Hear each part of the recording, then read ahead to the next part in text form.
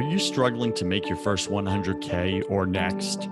Are you pretending you're successful but barely getting by? Are you tired of comparing yourself to millionaires and billionaires who make it look so easy? Welcome to First 100K, the #1 entrepreneur voice in America. I talk about the important things that no one else is talking about, like how to make your first $100,000, because I believe this is where 90% of entrepreneurs get stuck. And I tackle the mental game of entrepreneurship that we all secretly struggle with but won't admit. My guests are successful entrepreneurs who share their mistakes, their #1 fears, their daily habits, and their superpowers that push them over the 100K mark. I'm your host, your coach, your friend, Joseph Warren. I'm also a 10-time failed entrepreneur and the owner of 2 co-working spaces here in Tampa, Florida. This show was created for you, the entrepreneur who's pushing to break through the elusive 100K milestone. Wherever you are in your business, you're just 100K away.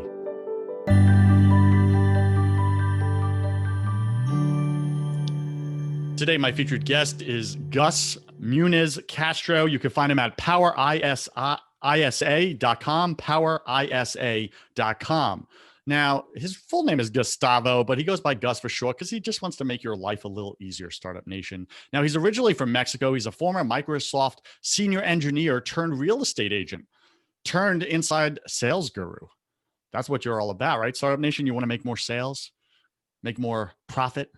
So this is the guy. Listen up, get your pen and paper. Since 2015, Gus has run one of the largest inside sales teams for real estate in North America. 65 agents strong, making about 50,000 outbound dials a day. So they're making 50,000 outbound calls a day for their clients. Now, Gus's team sets about 100 appointments with buyers and sellers every day, mostly from Facebook leads. He runs a 7-figure-a-year business and has over 600 active clients. Now, Gus is super passionate about helping business owners like you be successful through online marketing and lead follow-up, team building, sales scripts, online lead conversion, and much more. So we're going to get real about it today because you hear so much about closing deals and doing Facebook ads and online ads that don't convert. And it's just becoming almost like a broken record for you, Startup Nation, because I know maybe you have already tried doing different online ad campaigns and they didn't work for you. They didn't convert for you. Well, maybe it's just you're that special person. Or maybe you quit a little too early and you didn't really give it a shot. Or maybe you didn't have a good strategy when you did it. You were using a broken strategy. So there's so many different factors in that. I can speak firsthand to that because I've experienced that. I've used the wrong strategies and then I complained I didn't get the right results. So Gus, welcome to your first 100K Top 100 podcast on iTunes and entrepreneurship. Go ahead and fill in some of the gaps in that intro, would you? Yeah, thanks so much, Joseph. Big shout out to the Startup Nation. Very happy to be here. I love the focus of this show. I think that journey to the first 100K, it's treacherous. It's treacherous. It's hard. There's no easy way through it. I think there's the illusion that it can be easy and it's overnight success. And I think everything that we do as entrepreneurs to kind of bring people back to reality, and show them, what the journey looks like and that there's light at the end of the tunnel, I think helps us. It helps the community, entrepreneurs everywhere. So I'm glad to be here. And carry forward that mission. Filling in the gaps. I think you got a pretty good overview. Born and raised in Mexico. I was born and raised on the border with the U.S. So ever since I was a kid, I looked at the U.S. I wanted to be there. Well, I'm here right now. I wanted to make it in the U.S. It was like the big leagues, right? I'm a baseball fan. Wanted to make it to the bigs. Find a way to be there. I had a lot of family in Southern California. They always made fun of you if you spoke English with an accent. So I got rid of that quick when I was a kid. And it opened a lot of doors for me. So I went to school in Mexico for engineering. This was the late 90s. The internet boom was at, its full force. Everything was about software, technology. The internet was going to eat everything. So that's what I went into, right? And so this is going to give me my shot to make it in the US. And it did. I got recruited out of Mexico by Microsoft Corporation, right? So in case people don't remember this, the early 2000s, Microsoft was the only game in town when it came to technology, gaming, internet browsers, computers, laptops, smartphones, everything was Microsoft. Everything was Microsoft. So it was like going to work for the combination of Google, Facebook, Amazon, all rolled into one, right? So it was like joining the mothership. I had made it, right? It was like the best opportunity ever. They invited me over to my high school to give a talk as like a brand new employee. I didn't know anything, man. I knew how to get recruited. That was my superpower, right? So I talked about that, but I was like, like a minor celebrity in my community in Mexico, right?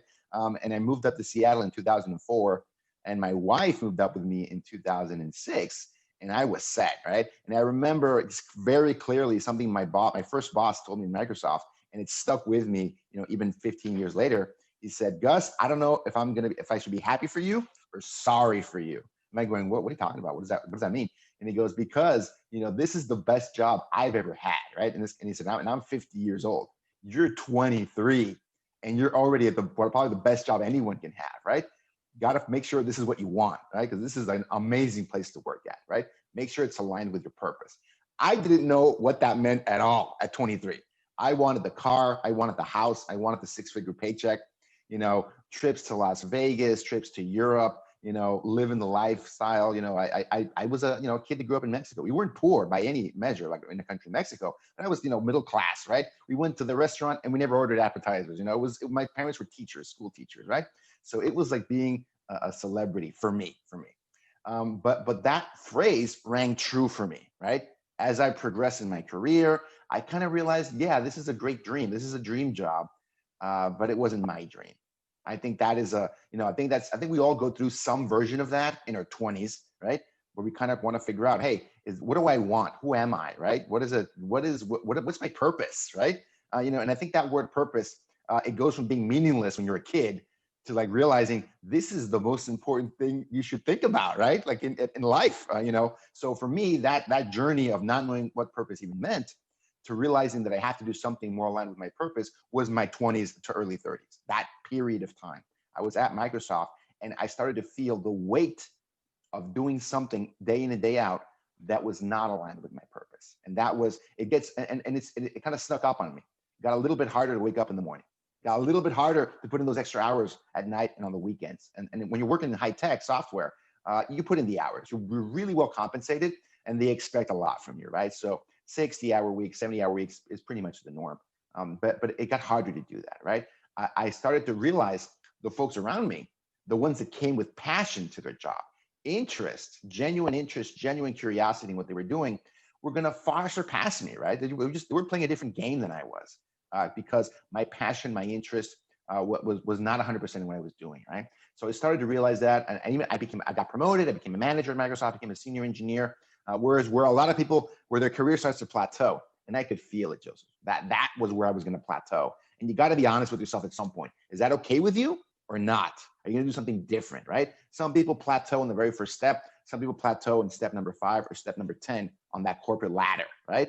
Are you going to be okay with that? And when I was 30 years old, and I said, I'm not okay with this, right? My talents kind of lie elsewhere, right? I started seeing, signs of that.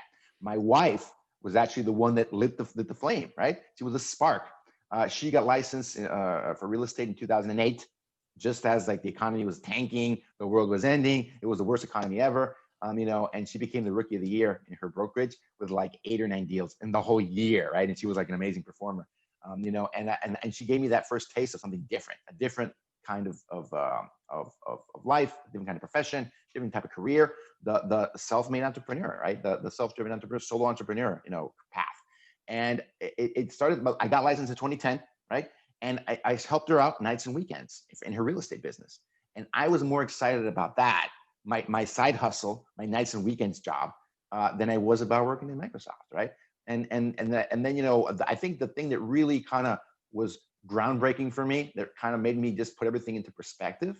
In 2012, end of 2012, my mom was diagnosed with Alzheimer's and she was 65, right? 65. The age where a lot of people are like, hey man, I'm going to retire and I'm going to start to enjoy life. I'm going to put in my hours and then boom, I'm going to, collect that retirement check and I'm done. It's my time now, right? And, that was the age where she was diagnosed with a degenerative, neurological disease that is going to end your life, essentially, right? So it shook me to my core, because I had seen my grandmother go through that disease. She had seen her mother go through that disease, and to kind of see that happen I don't want to go into a ton of detail. It's just saying it's hard, and it helped me. I see it now as that it helped me have that introspection and decide for myself, am I ever going to do what I want to do? How many years do you have, you know, to bet on yourself, to align yourself with your purpose, right? To do something that you're actually meant to do. And I said, the time is now. That's it, right? 2013, I walked away from a six-figure paycheck, another six figures in compensation, stock options and stock awards, all these things. I mean, the high tech is good at keeping you there, and they want to make sure you do not leave, right? Especially when they've invested like a decade in training you and everything. You know, and I said, you know what? I'm gonna find something different. This is for me. And I had the house, I had the car, I had everything. My, you know, Microsoft engineer lifestyle. And I said, this is not what I want. This is not what I want. This is the stuff. This is the stuff that I get if I stay on this path. The stuff isn't important to me, right? This is not the most important thing to me. I want to start my road on entrepreneurship. I joined my wife's real estate team. We're a husband and wife team. That was 2013. And I said, you know what? I'm going to give this 6 months. I'm going to give myself 6 months of runway. So Gus, let me jump in right there and ask you this. What was the most difficult part for you walking away from the prison of success in the corporate job? To be perfectly honest with you, man, just being real, it was the judgment of my peers and my parents, what they would think, what they would say about me, because they had celebrated me joining Microsoft. I was, like I said, it was like the trappings of success. I made it, right? And my parents are gonna go, but you made it. What are you doing? I mean, you're on that you know, you're doing the dream job. You're living the dream, Gus. What are you talking about? You want to try something different? What's wrong? Did you get fired? Were you doing terrible at your job? Were you a bad engineer that you've got nothing else to do but be a commission-only salesperson? What's going on? That is a conversation. No one ever said that, by the way, ever. But it's a conversation you have with yourself. It's a objection you hear in your own, really only hear in your own head, to be honest with you. But so how did you get past that conversation in your own head and take that bold action and risk it all? Well, you know, having that experience with my mom, and I said, how much longer am I going to live someone else's dream? And how much time am I going to give myself? When I'm 65, if the end of my, you know, full and complete life is 65, am I going to live with regret that I never bet on myself? I never gave it a try, right? And Joseph, once you kind of realize, and I'm talking to someone that works in the USA, right? I mean, one of the richest, most prosperous countries on earth and in history, that what's the worst thing that could happen to me, right? Literally, what is the worst thing, right? Am I growing up in a small town in Mexico where if I lose my job and livelihood, my life is threatened? That's not the case, right? Once I realized how little I had to lose, it was a no-brainer for me. It was like an automatic decision. I am going to bet on myself. And worst case, I come back, you know, crawling to Microsoft or another one of these tech companies and say, can you please hire me again? That was the worst case scenario for me. And that was not an issue at all. Zero. It was zero stopping me at the end. Thank you for sharing that super inspiring story, Startup Nation. If you are in that position that Gus just described, I hope this show inspires you, this episode, to make that leap, to not sell your soul anymore wherever you are, and to really just go forward towards what your heart already knows is true. You are made for something greater than you. What is it? To sit and reflect and ask those questions before it's too late, before you get the illness, before you get the accident, before life just sneaks up on you and you get the deathbed. What is it that you were made for? Why are you here? These are important questions. And if you haven't sat with them, please do so right now. Do so after this episode. Sit down and ask yourself a few, 1, 2, or 3 deep reflective questions. Sit with the answers. Really spend some time. After all, your whole life depends on it. Now, Gus, let's shift here. Let's shift the conversation. Let's get into some how-to, some tactics, some strategies, because Startup Nation feels inspired right now. They're like, Gus, I'm in, let's do it. Or Gus, I'm already in the business. I already made the jump, man. I'm with you, bro. But it's not working. I'm struggling, or it's working okay, but it's not working as great as I thought it was going to work. I haven't replaced my income yet, my full-time job with all the security. Maybe I'm making only 50,000 a year or 80,000 a year, but I can't cross the 6K mark. Why? What's going on? Hey, Gus, how are you taking Facebook campaigns and turning them into profits? How are you doing this? Like, what are the strategies? What am I missing? What am I not doing right? What do you got, Gus? Yeah, no, and I love that. And I think that's a lot of people are kind of struggle with that. The first conversation I have, and my audience tends to be, real estate agents, real estate entrepreneurs. So that's what I'm going to speak to. That's my expertise. The first conversation I have with them is, if you're going to play in that Facebook game, Facebook advertising, you got to know the numbers. You got to go into it with open eyes, right? Because if you go into it like a lot of realtors do, looking to make that first transaction, the first 30 days, get immediate results, and people say, no, that's not what I want. That's what they need, because they don't have the budget to continue some of these campaigns for 3, 4, 5, 6 months like you probably need to. If you go into it with that mindset, you're not giving yourself enough runway to make it successful. If you're converting Facebook leads for real estate at the highest level, you're converting 1% of anything you get within 6 to 12 months. 6 to 12 months, you're converting those leads that are coming in today at 1% in 6 to 12 months from now. So if folks had the right expectation, the right numbers, and the realistic expectation on that, they would be much more successful, because they understand the game.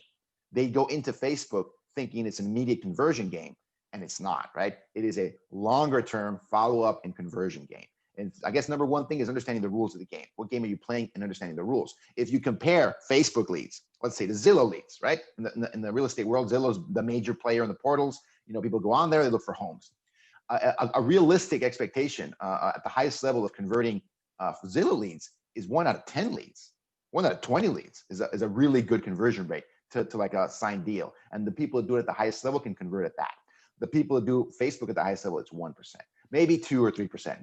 I'm not extreme case. Let me jump in there, because I think you created a really good distinction there for you, Startup Nation.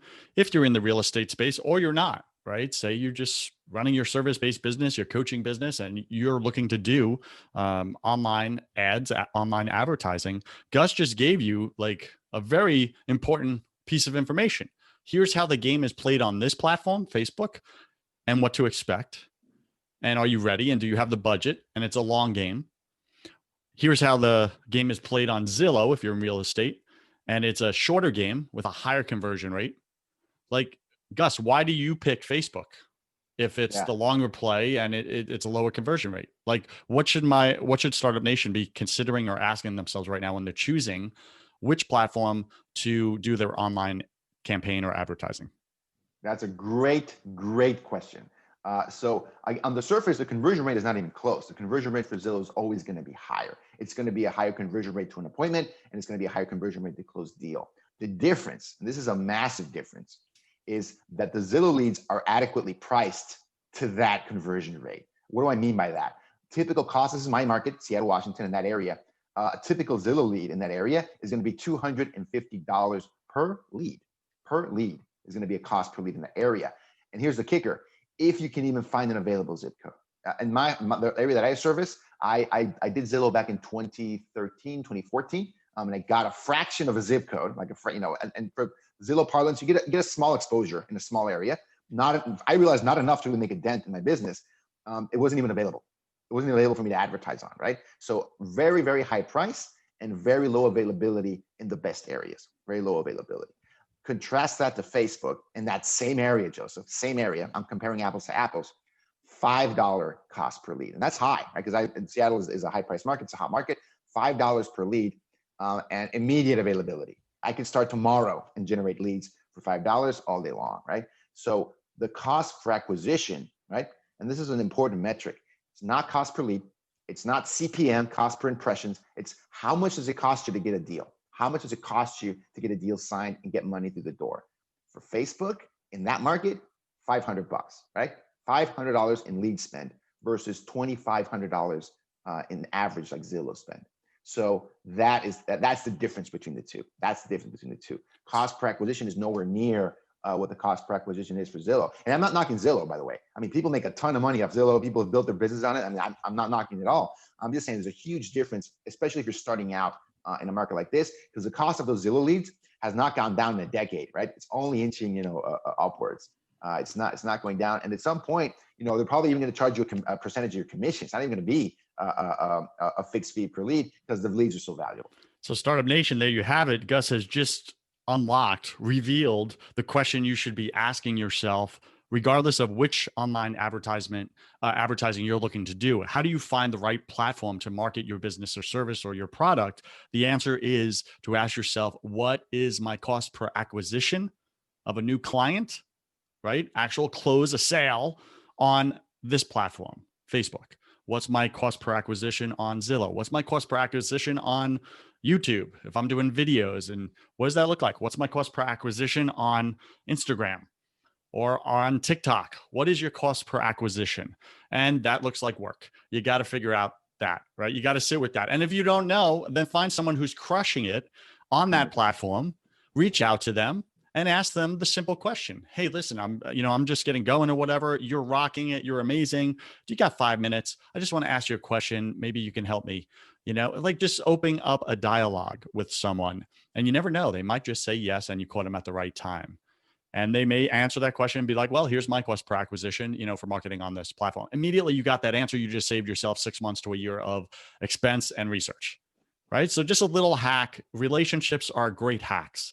Start good relationships with people. Treat people kindly and reach out to them, and stop with your big ego and your little control freak and ask for help.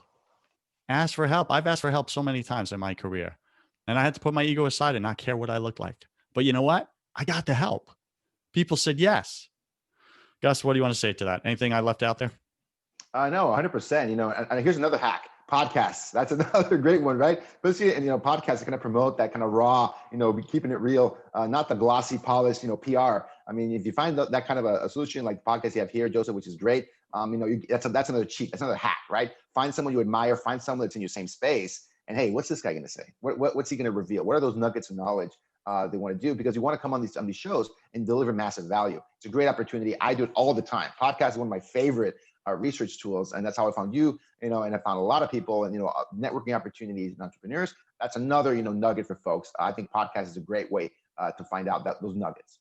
Now, I got to ask you a very revealing question, if you're willing. What is your cost per acquisition when you appear as a guest on podcast? When I appear as a guest on podcast, well, my biggest expense when I'm appearing as a guest is my time. So so that's a little bit. So yeah, if I value my time at $1,000 an hour. That's my. So for me to appear in a podcast is probably going to cost me, I'd say $1,000 to $2,000, per appearance. Let's say so $2,000 per appearance. I think that for me, because it's kind of investing time. Not I didn't pay you to be on here. I didn't hire a PR agency. I didn't do anything like that. I literally just reach out to folks. Usually it's a cold email or a cold message on Facebook. I'm like, hey, I've listened to your show. I'd love to be on. That's essentially it. Not everyone responds, so it takes maybe a couple hours of work to find someone that's interested. But I always accumulate. This is funny. I always accumulate shows and people that I'm interested in. I want to like bulk it. I get a bunch of them, and then I get enough of them. Like, okay, now it's worth the time to spend an hour and message a bunch of them and go, hey, I like what you're doing. I saw someone really awesome on your show. You must have an awesome show. So doing that, and it's a tremendous use of my time, by the way. It's a great activity because I get to build an audience. People get to know me. I get to build credibility. All of these things that, like in a content marketing strategy, all of it comes together in a great medium that I love and use myself. So I know how powerful it is. Startup Nation, Gus just gave you another fantastic and simple and proven strategy using podcasts as your marketing platform. But again, you got to ask yourself, what's the cost per acquisition? If you're going to go on that, are you going to use the simple strategy Gus did to get free marketing to appear as a guest? Or are you going to go more a traditional route, hire a PR agency or a podcast booking agency that they reach out to me all the time? I probably have, I'd say 20 different agencies that are constantly pitching me new guests. That I say no to, right? I say no a lot to different guests if they don't fit for my audience here. And then you have someone like Gus who snuck through my email inbox somehow and just caught me at the right time. And I typically don't take cold guests. It's all through warm introductions. And I saw him, I researched him just a little bit, and I said, you know what? Let's put the guy on the show. And he got through all the noise. And you can too, Startup Nation. You got to be bold. You have to ask for bold requests. So Gus, thank you for sharing that. Let's get into what are your top 3 tips or strategies. You've already delivered like 5 or 10, but what are your top 3 tips or strategies right now for Startup Nation to cross the 100K milestone in their business, regardless if it's real estate or not? What do you got absolutely. for them? So, and if you guys are playing in the online space, and whether you're paying for ads or not, right? You're generating attention, you're generating, interest online, whether it's organic or paid, all of these apply. Number one is you've got to have a solution for speed to lead, right? You cannot leave people waiting. If they're interested in you, they're asking you a question, they're leaving a comment on your Facebook post, on your Instagram post, you cannot leave them hanging there. You cannot, if they have an inquiry on your website, you cannot wait 1, 2, 3 days to get back to them. This is very common, especially in real estate. It's amazing. If you want to have fun, try and, get request information on a property in most markets. And a lot of times, more often than we would admit as agents, you're going to get zero response when people make that inquiry. So what's the best way for Startup Nation to automate that process? Because their life is busy. That's why nobody is really doing it. So what's the best way? What has been your number one hack to respond quickly to leads real time? Yeah, and text messaging, right? Text messaging is one of those hacks because yes, we're not able to always jump on the phone. You might not have like an inside salesperson on your team, right? Especially if you're a solo agent, solo entrepreneur, you are the inside salesperson. That's a role that you have, right? So you might not be able to return their call, return their message, but if they're coming in through an inquiry, if they've got some way to capture the phone number, you can shoot off an automated text. And there's a bunch of ways to do that text automation. One of the tools that we use frequently is one called Zapier.com, Zapier.com. An amazing tool you can start using for free, right? And do a basic automation with just as a text message responder. And this is very powerful in real estate. Nowadays, half of the appointments you can book with someone in real estate are going to come through a text messaging platform. So it's very useful, very valid. You can definitely make it happen. I agree with your text messaging response or strategy there. I have a personal friend that his price point on his product is $40,000. And he closes all his deals, the entire conversation from initial lead inquiry. He does it all on his phone via text. He never calls them. He never meets them. He closes a $40,000 transaction, multiple ones per month, just from his phone doing text communication. He's brilliant at writing. Right. And it's just to give you an idea, Startup Nation, like if you're not good at sales, that limiting belief you have, but you're a great writer, guess what? You can close sales just by writing. You really can. I'm witnessing it firsthand. I wish I had that skill set. So anyway, what is your number two? Number two strategy. So you've got to have number one solution, some kind of solution to speed to lead. Number two, not everyone's going to respond right away through phone calls or text messaging, right? Not everyone's going to respond. In real estate, 90% of everyone is not going to respond right away to that initial message, that initial call. So you've got to have some kind of follow-up plan in place, some kind of follow-up plan. And I always love to tell people this statistic from my company, right? From all the lead follow-up that we do. If you don't have a system in place to do 16 touches, 16 contact attempts in the first 60 days, 16, that's 1/6 in the first 60 days, then you don't have a chance to talk to 50% of those leads that come in. You're not going to be able to. It's not going to be possible, right? If consistently and at scale, you have to have a system that at least does that. At least does that. And some people can do even more than that. That's great. I'm talking to the solo entrepreneur. I'm talking to the solo agent out there. You have to have a system that at least, and that can be a combination of texting and calling, right? It doesn't have to be all one or the other, but you have to have something that does 16 touches in 60 days. Otherwise, I don't think you're going to be able to talk to the majority of the leads that come in. Wow. I've never heard that before. What's your number three? What do you got? Number three. Okay, so you've got the speed solution. You've got the follow-up solution. Number three, you've got in contact with someone. Someone is responding. Someone is picking up the phone. They want to have a conversation with you on text or over the phone. What do you say? And I think especially in real estate, a lot of agents, they just want to show someone the home. They just want to get them to meet with them right away. Hey, when do you want to meet? And the objections I hear is that, they're not interested. They don't want to meet with me, Gus. These leads they don't work. Facebook doesn't work, right? It's no good. And I always tell folks, you've got to be prepared to offer massive value because you're only going to get that one shot to connect with that lead the first time. You only get one shot. You have to be prepared. And that starts with scripting. And it starts with a great, awesome value proposition that they cannot say no to. Because if you just ask them, Joseph, can you want to meet with me? Let's have a coffee and talk about your home process. Then they go, I'm busy. I know. I'm just getting started. You didn't offer them any value. You didn't give them a reason to meet with you, right? Can you give an example of actual value and a reason? Absolutely. Let's talk about the market that we're in right now, right? This is early 2021. We're recording this. We have one of the hottest sellers markets in the country ever, on record, at least for me, the last decade, this is the hottest it's ever been, right? So what does that mean? There's a lot of buyers looking for homes. There's not enough homes on the market. If I'm talking to a buyer, a way to deliver massive value to them is number one, help them get access to more properties. That can be an off-market property list. Another way, hey, those buyers are nervous. They're concerned about bidding wars, right? Can you offer them a solution, a blueprint, a proven system, how you help them win that bidding war, right? If you have a specific process you follow with your buyers, people call this the VIP buyer program, the platinum buyer program, my amazing, first time buyer program and training. It includes a class. It includes, training materials. It includes one-on-one strategy sessions on how to win your home. Whatever it is, make that bundle and offer that, right? Joseph, I know we just met, I'm just talking about this, but I really want to meet with you and tell you about our VIP buyer program, which is how we make sure that you can get the home of your dreams. When you have time for that, they are more likely to say yes to that proposal than you want to meet with me because it's good for me, right? That's what I want out of our relationship. No. Value first, then you're able to convert those leads that you're talking to 20, 30% to appointment. If you don't have a massive value proposition, you're going to convert at 0% to appointment. Fantastic. Thank you for giving that example. I appreciate that.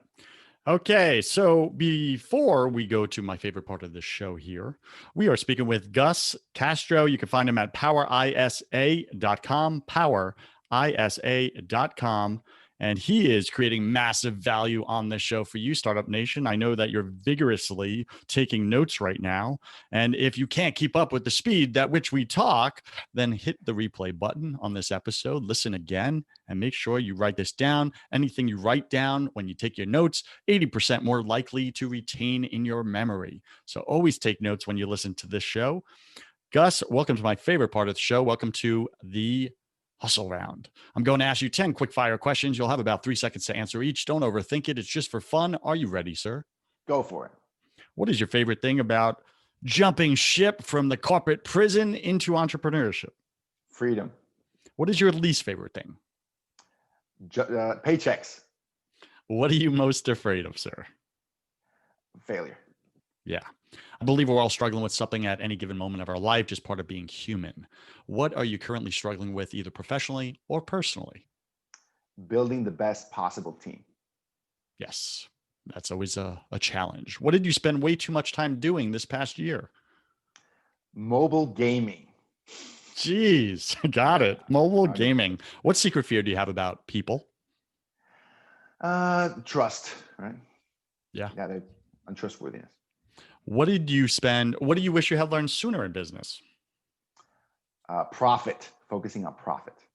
Yeah, I got it. That cost per acquisition is key to that, isn't it? 100%, man. I learned that the hard way. Yeah, me too. What is a new habit you want to create in your life? Getting back to reading every day. Got it. What's a bad habit you want to break? Making too much time for mobile gaming every day. There lies the problem. Pick 3 words to describe who you are now. Raw, driven, ambitious. Got it. Pick 3 words to describe who you were your first year in business. Naive, ambitious, and foolish. Let's say that. Yeah, I get that one. And last question, if you could come back to life after you died, look your family and friends, your wife, your kids in the eye, and give them only one piece of advice about everything, what would you say to them? Patience. Patience. Yeah. Got it. Like good things come to those who wait type patience? 100%. And, no matter if you want results tomorrow, and you're driven and you've got the energy and you want to make it happen, that over eagerness, rush, typically is not going to lead the right path. The great things, the big things that are going to move your life, they take time. Even if you're taking massive action and you're doing the right things, the long-term game, you have to wait for. Thank you for saying that, Gus. And Startup Nation, I'm going to connect that to relationships because that's what I specialize in. Relationships, good relationships, great relationships take time.